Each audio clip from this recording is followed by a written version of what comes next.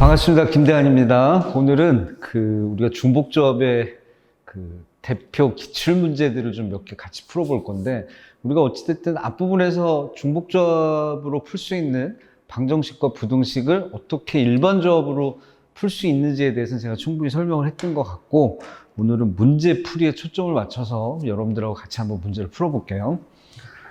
먼저 첫 번째 문제부터 볼게요.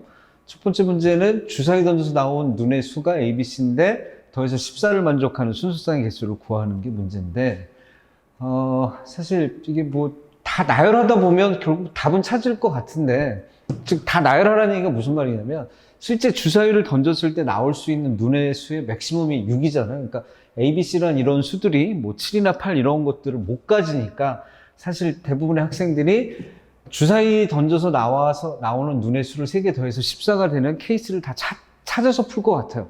예를 들어서 얼마가 3개 더해서 14니까 4, 5, 5라든지 2, 6, 6이라든지 이런 수들을 배열하면 결국 14를 만드니까 더해서 14가 되는 순서쌍을 다 찾은 다음에 그놈을 같은 것이 있는 순열로 풀지 않을까, 이게 선생님 생각인데, 선생님은 조금 다른 각도에서 한번 풀어볼게요. 어떻게 풀 거냐면, A라는 수는 미니멈이 1이고 맥시멈 6이잖아요. 그쵸? 근데 우리가 배웠던 방정식을 푸는 기본 아이디어는 무조건 제한 조건을 자연수로 바꾸는 거였죠. 그래서 A가 가질 수 있는 수의 맥시멈이 6이니까 만약에 이렇게 표현을 한다라고 가정을 하면 이 생각이 이해가 돼야 되는데, 그래서 A가 6을 가져버리면 A는 자연수 1을 갖는 거지. A가 오면 대문자 A는 2를 갖고, 얘가 예를 들어서 1이다 그러면 여기 A는 6을 갖는 거지. 그래서 요 A, 대문자 A가 가질 수 있는 값은 사실 1부터 어디까지 가질 수 있니? 1부터 제가 6까지 가질 수 있지? 그치? 왜냐면 얘가 미니멈을 가질 때는 맥시멈일 테니까, 그치? 얘가 1이 되는 경우 얘는 6이 되니까 대문자 A는 1부터 6이라서 결국 이 대문자 A라는 이 변수가 가질 수 있는 수들은 자연수다라는 얘기지. 모든 자연수를 다 갖는 건 아니고 미니멈 1부터 맥시멈 6까지 가질 수 있다는 얘기지. 이해가 되지? 그럼 이렇게 발상을 하면 요 ABC 더해서 14가 되는 요 방정식은 이렇게 바꿀 수 있지 않나? 7 빼기 A 더하기 7 빼기 B, 그 다음에 7 빼기 C가 14고, 이때 대문자 ABC는 전부 다 자연수인 거지. 1 이상의 자연수. 근데 6보단 작아야 되고. 그럼 이거 정리하면 대문자 A 더하기 대문자 B, 대문자 C 더한 게 얼마니? 넘기고 7이 되나, 7? 그럼 이때 대문자 ABC가 자연수니까 우리가 배웠던 칸막 이론을 쓰면 정답은 6C가 정답이 되는 거지. 그럼 6C가 15가 정답이 되네. 그래서 요거는 좀 치환을 통해서 푸는 게 훨씬 더 빨리 풀 수 있지 않나라는 생각인데, 과연 학생들이 이런 발상을 하겠느냐가 문제인 거지. 그래서 이런 건 좀 한번 이렇게 수업 동영상을 보시고 암기하고 있으면 좋을 것 같아요. 스몰 a가 가질 수 있는 제한 조건을 어떻게 우리가 배웠던 칸막 이론으로 풀 수 있게끔 조작할 수 있는지, 이게 좀 핵심이었던 것 같고, 두 번째 문제 한번 볼게요. 자, 두 번째 문제는 이게 뭐야? 스몰 ABC는 의미 아닌 정수고 이 두 개의 조건식을 만족하는 순서쌍의 개수를 찾으래요.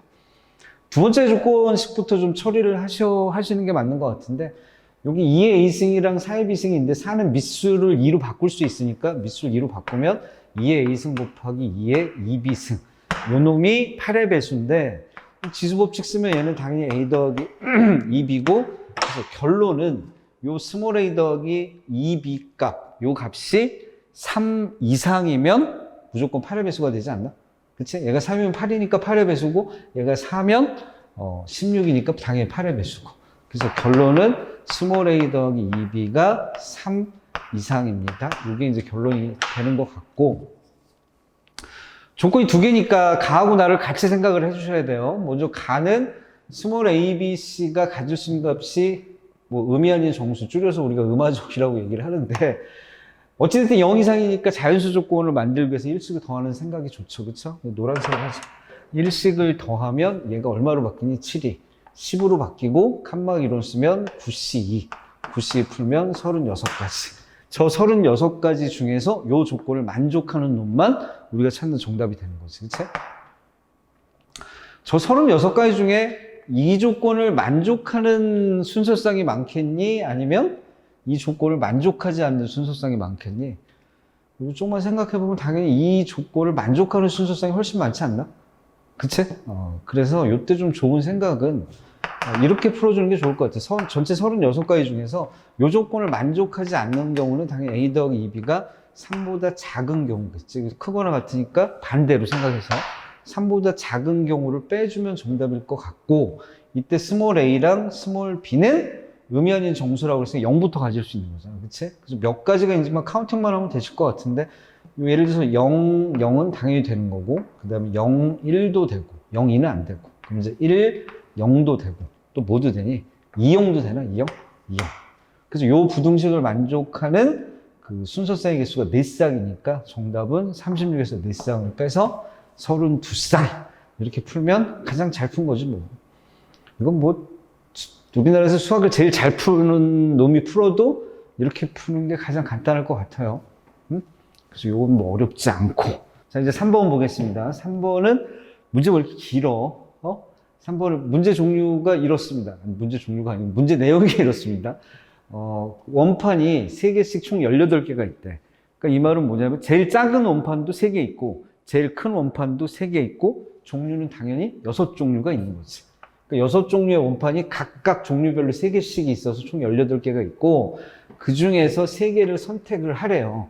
3개를 선택해서 중심이 일치하도록 쌓고 큰 원판은 밑으로 가고 작은 원판은 위로 간다. 이게 조건인데 사실 이 박스에 있는 내용을 보고 이게 부등식이다라고 생각하는 학생은 아마 없을 거예요. 왜냐면 아까가 아니고 요 전에 이제 중복조합 부등식을 설명할 때 이런 얘기를 했어요. 분명히 어떻게 하냐면 부등식이 갖는 매력은 선택만 하면 크기가 결정이 돼 있으니까 갈 곳은 딱 정해지는 거지. 그치? 이것도 아마 그런 맥락인 것 같아요. 왜냐하면 내가 원판을 3개를 선택을 하면 그 3개가 종류가 크기가 똑같을 수도 있고 크기가 다 다를 수도 있잖아. 크기가 똑같으면 그냥 아무렇게나 쌓으면 되고 크기가 다 다르다 그러면 큰 걸 밑에다 쌓고 작은 걸 위에다 쌓는 그런 조건이잖아.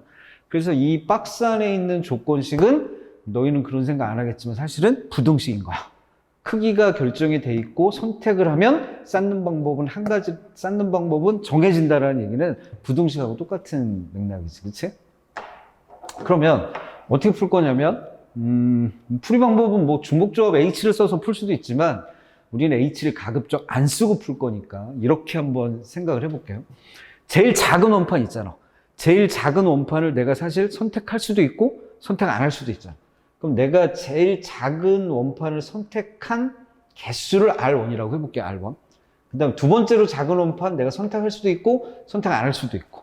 그래서 내가 두 번째로 선택한 원판 개수를 R2 이렇게 발상을 하면 방정식으로 이렇게 세울 수 있을 것 같아요.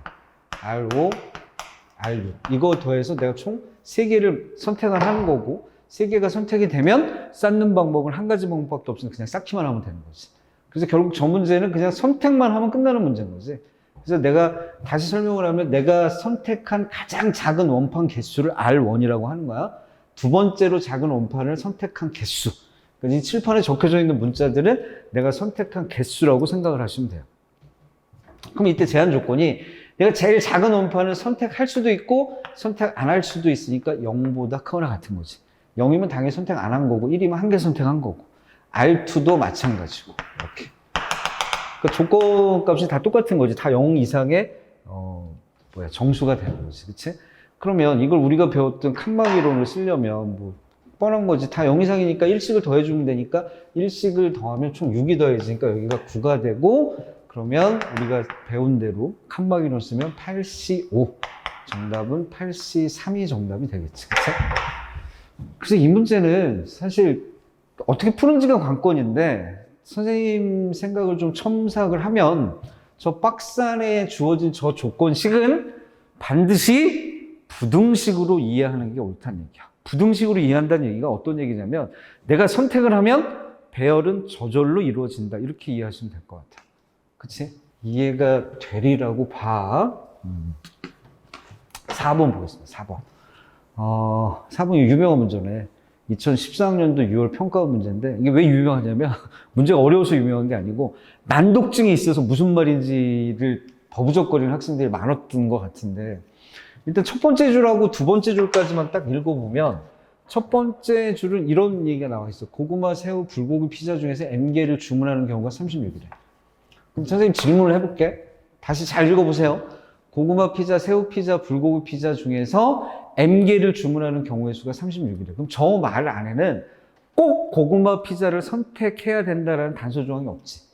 새우 피자도 마찬가지고, 그다음 불고기 피자도 마찬가지고. 내가 뭐 예를 들어서 M개를 주문하는데, 뭐 나는 새우가 좋아요. 그래서 새우 피자를 M개를 다 주문해도 된다는 얘기지. 저 문장 안에는. 그치? 꼭 한 개씩 선택하라는 말이 없으니까.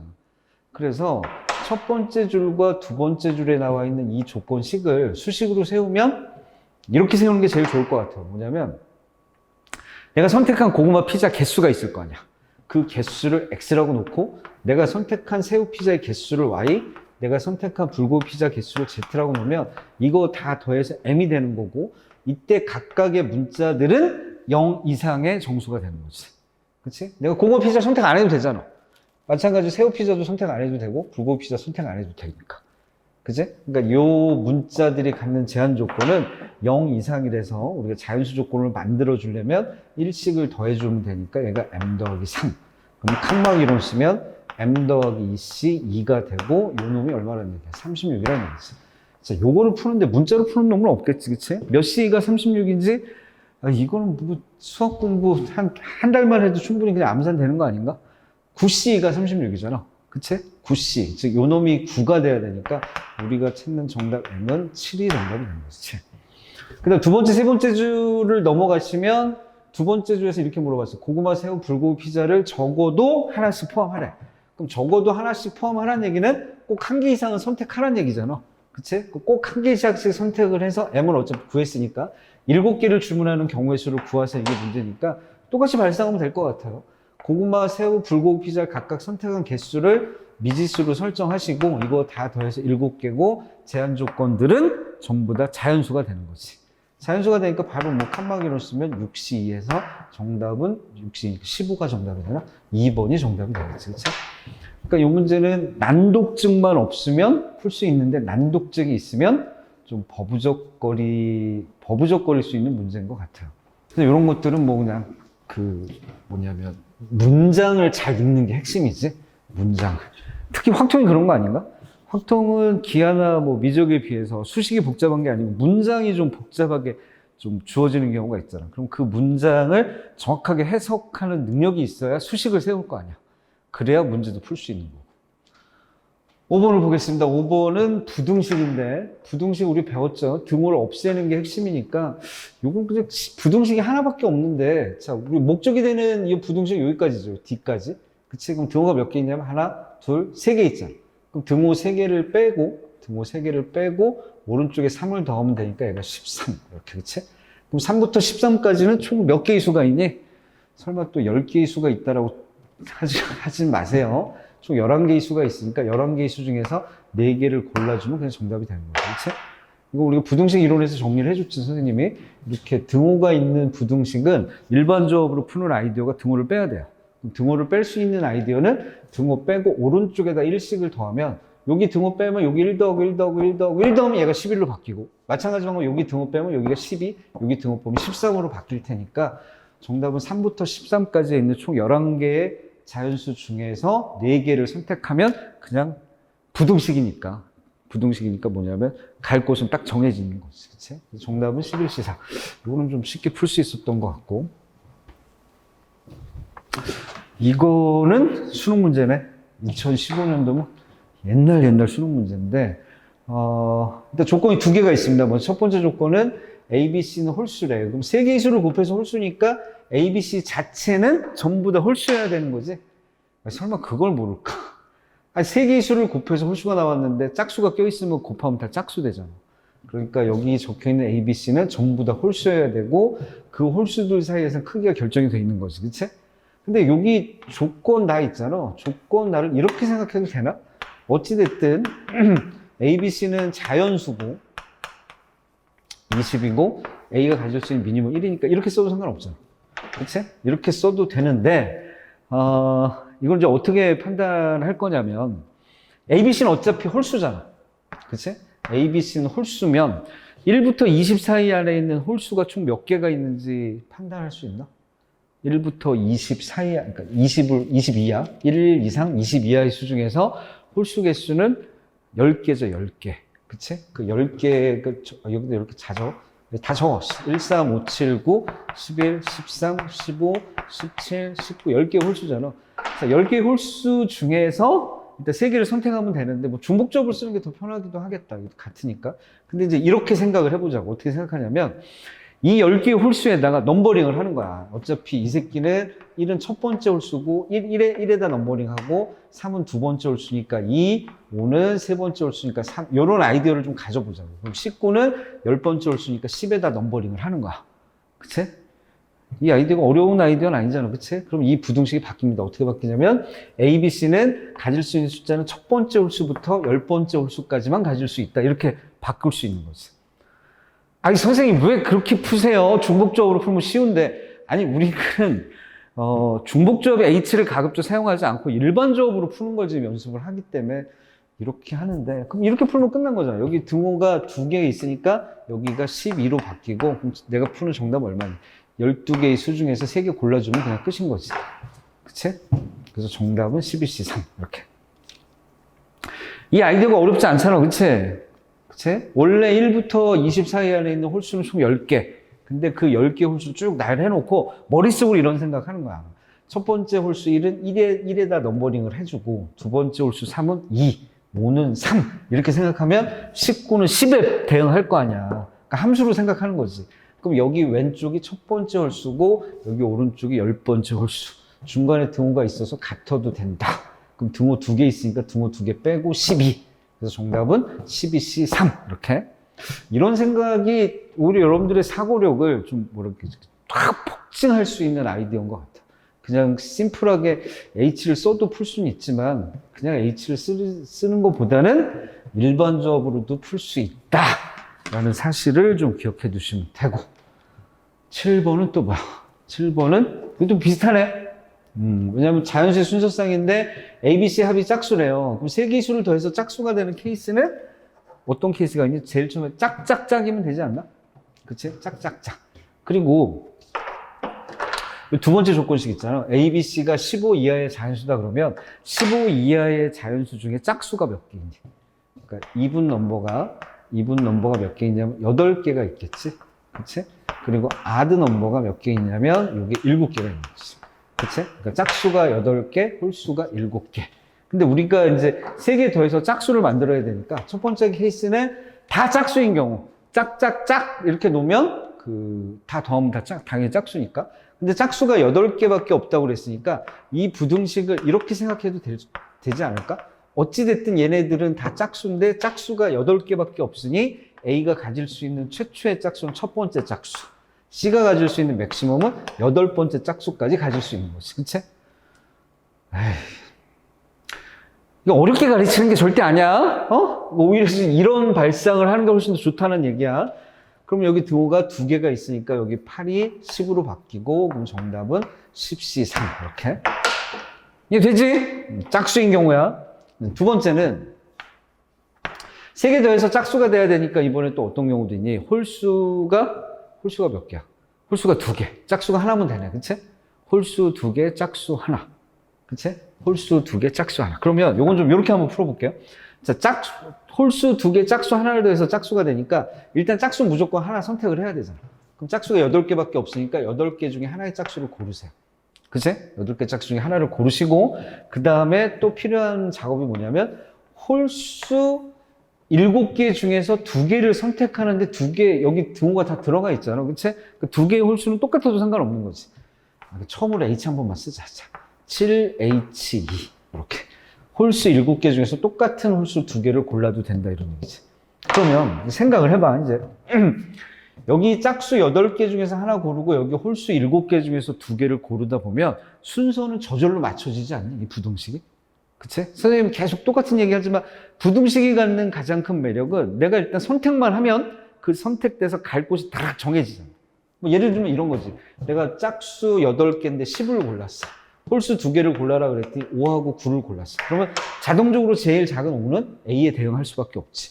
두 번째 작은 Q는 B고 제일 큰 10은 C에 대응하는 경우지. 그치? 그래서 부등식이 주어졌기 때문에 두 번째 케이스, 즉 짝수 하나, 홀수 두 개를 선택하는 경우도 그냥 선택만 하면 저절로 갈 곳은 지정이 된다는 얘기야.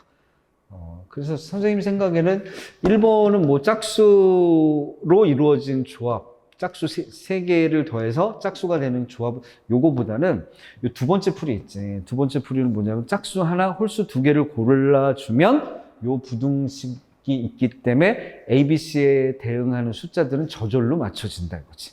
그 생각을 이해하는 게 중요할 것 같습니다. H는 가급적 안 쓰고 싶은데.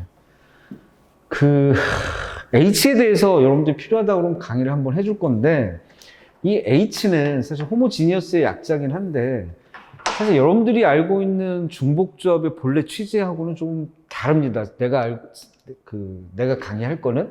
H는 사실 최단거리에서 먼저 출발했다고 보시는 게 맞거든. 그 부분은 다음번에 시간이 되면 선생님이 한번 설명을 할게요. 그래서 H는 중복조합이라고 우리가 교육과정에서 배워서 대부분 학생들이 똑같은 걸 포함해서 선택할 수 있을 때 H를 쓰는구나 이렇게 알고 있는데 사실은 그게 아닌 거지. H는 최단거리에서 먼저 발견이 됐다라고 생각하시는 게 맞는 거야. 그 부분에 대해서 나중에 시간 있을 때 선생님이 한번 촬영을 해서 다시 올려놓도록 할게요. 하여튼 H를 안 써야 되는데 H를 썼네. 자, 그 다음 8번은, 이 문제는 정말 좋은 문제야. 2020학년도 6월 평가원에 나왔던 문제인데 상당히 잘 냈다라고 생각이 되는 문제입니다. 그래서 앞부분에서는 가장 좋았던 문제가 일단 8번인 것 같아요. 자, 조건식을 한번 볼게요. 조건식이 일단 가는 사실 n이 1, 2, 3일 때 이런 조건식이 성립한다고 그랬으니까 사실은 식이 3개 숨겨져 있는 거지. 그러니까 1을 집어넣으면 x2 빼기 x1이 2 이상이고 근데 2를 집어넣으면 얼마가 되니? x3 빼기 x2가 2 이상이고 마지막에 3 집어넣으면 x4 빼기 x3이 2 이상이고 이런 조건식이고 근데 두 번째 조건식은 네 번째 숫자는 절대로 12를 초과할 수 없다. 이게 조건식인데 이걸 만족하는 의미 아닌 정수의 순서상을 구하라. 의미 아닌 정수. 과연 이제 이 문제를 학생들이 정답률이 높을까를 생각하면 그렇게 높을 것 같지는 않은데 아마 해설지 같은 데도 보면 선생님이 사실 이 문제 편집하면서 해설은 그냥 이 기출 문제니까 사실 해설지가 인터넷에 많이 있을 거 아니에요. 인터넷에 돌고 있는 해설지를 그냥 갖다 붙인 것 같은데, 이게 사실 어떻게 푸느냐가 관건인데, 아마 이걸 출제했던 교수 입장에서는 아마 이렇게 풀으라고 출제했던 것 같아요. 선생님 생각에는. 자, 봐봐. x2하고 x2에서 x1을 뺐는데 2보다 크거나 같다. 그럼 절대로 x2가 x1보다 작진 않겠지. x2가 더 크겠지, 그치? 그치? x2가 x1보다 더 큰데 도대체 여기 붙어 있는 2라는 숫자가 의미하는 게 뭐냐 이거지. 응? 그러니까 x2가 x1보다 큰 건 자명해. 왜냐면 x2에서 x1을 뺀 게 2보다 크거나 같으니까. 근데 예를 들어서 x2가 5고 x1이 3이면 이 부등식을 만족하지. 그치? 5에서 3 빼면 2니까. 근데 x1이 예를 들어서 4야. 그럼 5에서 4 빼면 1이니까 2보다 작으니까 이 부등식을 만족할 수 없지. 그치? 그래서 이 부등식이 갖는 올바른 해석은 이렇게 해석하는 게 맞습니다. x1과 x2는 절대로 이웃하지 않습니다. 이렇게 해석하는 게 가장 올바른 해석이다. 이런 얘기. 뭐라고? 이웃하지 않는다. 아니 숫자 두 개가 이웃해봐. 2, 3 또는 뭐 8, 9 그 다음에 7, 8 이웃하면 그 차이가 항상 얼마니? 1이잖아. 근데 이웃하지 않는데 그럼 최소한 그 차이는 2 이상일 거 아니니? 그치? 이해가 되셔야 돼요. 이해가 되시고, 이거는 좀 풀이 과정도 좀 암기하고 있는 게 좋을 것 같습니다. 그치? x2에서 x1을 뺀 게 2 이상이라는 얘기는 가장 올바른 해석은 x1과 x2는 절대로 이웃하지 않습니다. 이런 얘기야. 우리가 이웃하지 않는다는 거는 중복조합 방정식 편에서 선생님이 설명을 했죠. 이웃하지 않을 때는 어떻게 풀어라. 이렇게, 그치? 그러니까 x1과 x2가 이웃하지 않고, 같은 방법으로 x2랑 x3도 이웃하지 않고 x3랑 x4도 이웃하지 않고 이해가 됐으면 좋겠는데. 그러니까 결론적으로 얘기하면 이거지. x1, x2, x3, x4가 몽땅 다 이웃하지 않는 거야. 그게 핵심인 거야. 그치? 그리고 x4가 12보다 작거나 같고, 그치? 그 다음에 x1이 가질 수 있는 미니멈은 의미 아닌 정수니까 당연히 0 이상인 거고. 그럼 결론은 난 거 아니니? x1, x2, x3, x4가 있는데 결론은 뭐냐면 오른쪽으로 갈수록 더 큰 거지, 숫자들이 이렇게. 더 큰 건데 절대로 얘랑은 이웃하지 않고 얘랑 이웃하지 않고 요 새끼는 12보다 작거나 같고 요 놈은 0보다 크거나 같고. 부등식을 설계하면 이렇게 설계할 수 있을 것 같아요. 그치? 근데 주의할 점은 이제 얘랑 이웃하면 안 된다는 얘기지. 그러니까 예를 들어서 0, 1 이런 건 안 되는 거지. 그치? 그럼 이거 설정을 어떻게 하냐면 우리 지난 시간에 자꾸 지난 시간에 하니까 하여튼 선생님이 올려놨던 동영상에 보면 중복조합 방정식 파트가 있을 거예요.